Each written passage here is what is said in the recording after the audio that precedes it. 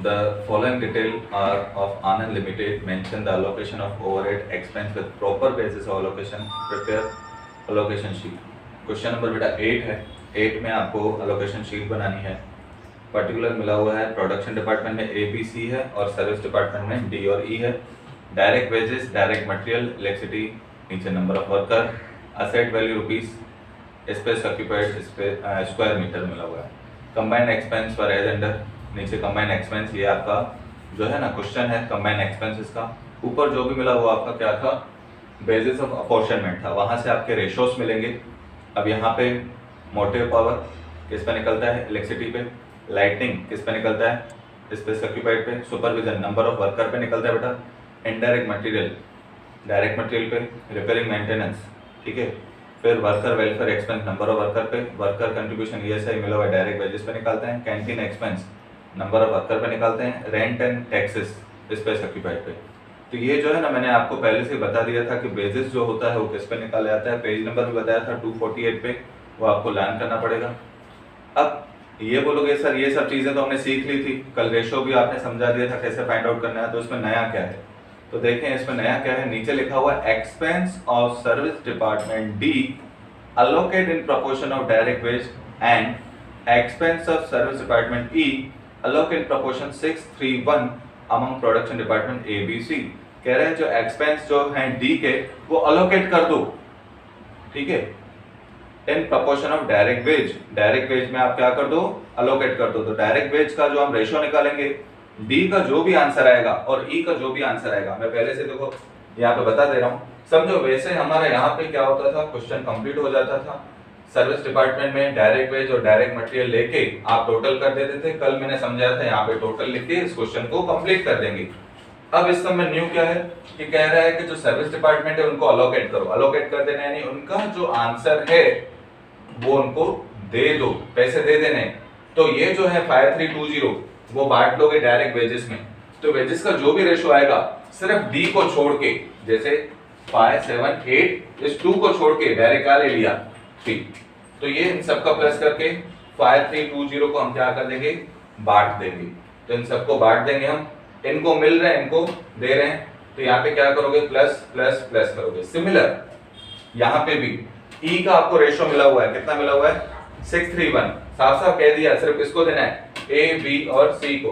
तो यहाँ पे आप क्या करेंगे, इन दोनों का प्लस कर दिया आपने, यहाँ पे आना चाहिए 6964, क्या आना चाहिए, क्योंकि हम इसको अलोकेट कर रहे हैं। तो अलोकेट कर रहे हैं तो यानी क्या हुआ, ये 6964 इसको दे देने हैं और ये 6964 आपको क्या करना है, बांटना है।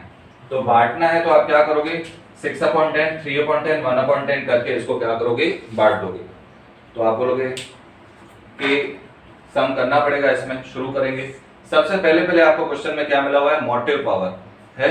मोटिव पावर लिखेंगे, किस पे निकाला जाता है बेटा, इलेक्ट्रिसिटी पे। ऊपर आपको मिला हुआ है बेसिस इलेक्ट्रिसिटी का 5000 4000 3000 2000 2000। इसमें से जो 3 जीरो हैं आप उसको क्या कर दें, कॉमन निकाल दें। तो रेशो आएगा 5 4 3 2 2। सबका प्लस करें, 5 + 4 9 9 और 3 12 12 + 4 16 800 into 5/16 into 4/16 into 3/16 into 2/16 into 2/16। Answer आएगा बेटा 250 200 150 100 और 100, ठीक है। अब उसके बाद मिला है लाइटनिंग। लाइटनिंग किस पे निकालते हैं, स्पेस ऑक्यूपाइड पे। ऊपर स्पेस ऑक्यूपाइड मिला हुआ है आपको 450 450 300 150 और 150। अब इनको कौन सी टेबल लग रही है, तो 150 की टेबल यहाँ पे 450 पे 3 टाइम 300 पे 2 टाइम 1 टाइम, ठीक है। सबका प्लस करें 3 3 6 और 2 8 8 और 2 10 200 into 3/10 3/10 2/10 1/10 और 1/10 करें तो 60 60 40 20 20। सिमिलर नीचे मिला हुआ है सुपरविजन एक्सपेंस, किस पे निकालते हैं, नंबर ऑफ वर्कर पे। ऊपर बेटा नंबर ऑफ वर्कर मिले हुए हैं, कितने मिले हुए हैं 300 300 200 100 100, जिसमें से आप क्या करेंगे 100 सबसे लीस्ट नंबर है, तो 100 के टेबल 300 पे 3 टाइम 2 टाइम 1 टाइम और 1 टाइम। प्लस कर बेटा 3 + 3 6 6 + 2 8 8 + 2 10 2500 into 3/10 3/10 2/10 1/10 और 1/10 छोड़ाओगे तो 750 750 500 250 और 250। उसके बाद आपको मिला हुआ है इनडायरेक्ट मटेरियल, किसमें निकालते हैं, डायरेक्ट मटेरियल पे। ऊपर डायरेक्ट मटेरियल भी आपको मिला हुआ है 3000, 4000, 4000, 2000, 2000, तो सब में से 0 कॉमन निकाल दें तो रेशो आएगा 3:4:4:2:2 प्लस करें बेटा इसका 3 + 4 7 + 4 11 + 2 13 + 2 15, तो 1500 into 3/15, 1500 into 4/15, 1500 into 4/15, 1500 into 2/15, 1500 into 2/15, जो भी रेशो आया बेटा इनको क्या करेंगे आप डिस्ट्रीब्यूट कर देंगे 300, 400, 400, 200 और 200। उसके बाद मिला हुआ है रिकरिंग एक्सपेंस, किस पे निकालते हैं असेट वैल्यू पे। ऊपर आपको असेट वैल्यू मिली हुई है 75,000, 50,000, 25,000, 15,000 और 10,000। अब इन पे टेबल कौन सी सिमिलर लग रही है, कॉमन लग रही है, तो आपको देखना पड़ेगा 5,000 की टेबल सब पे लगेगी, लीस्ट नंबर नहीं देखना, 5,000 की टेबल सब पे लगेगी। 5,000 की टेबल 75,000 पे 15 10, 50,000 पे 10 10, 25,000 पे 5 10, 15,000 पे 3 10 और 10,000 पे 2 10। प्लस करें बेटा 15 + 10 25 + 5 30, 30 + 5 35, 3500 into 15/35, 3500 into 10/35, 3500 into 5/35, 3500 into 3/35, 3500 into 2/35। Answer जो होगा बेटा उनको डिस्ट्रीब्यूट करोगे 1500, 1000, 500, 300, 200। उसके बाद मिला हुआ वर्कर वेलफेयर एक्सपेंस, इस पे निकालते हैं नंबर ऑफ वर्कर पे, निकाल चुके हैं बेटा पहले ही 33211, कॉपी करेंगे टोटल करोगे इनका तो आंसर आएगा 10, 2700 into 3/10, 2700 into 3/10, 2/10, 1/10, 1/10, आंसर आएगा इसका 810, 810, 540, 270 और 270। नेक्स्ट वर्कर कंट्रीब्यूशन ESI, किस पे निकालते हैं डायरेक्ट वेजेस पे। डायरेक्ट वेजेस का रेशो आपको निकालना पड़ेगा, ऊपर मिला हुआ है 5,000, 7,000, 8,000, 2,000 और 3,000। सब में से बेटा क्या करते हैं 1000 कॉपी मतलब कॉमन निकाल दें, तो 5000 पे 1000 की table 5 time, 7 time, 8 time, 2 time और 3 टाइम। प्लस करो बेटा 5 + 7 12, 12 + 8 20, 22, 25, 1250 into 5/25, 1250 into 7/25, 1250 into 8/25, 1250 into 2/25, 1250 into 3/25। तो जो आंसर आएगा वो डिस्ट्रीब्यूट करेंगे A, B, C, D और E में। उसके बाद मिला है कैंटीन एक्सपेंस, कितना मिला है 300, टोटल में बेटा 300 लिखना, किस पे निकालते हैं नंबर ऑफ वर्कर पे।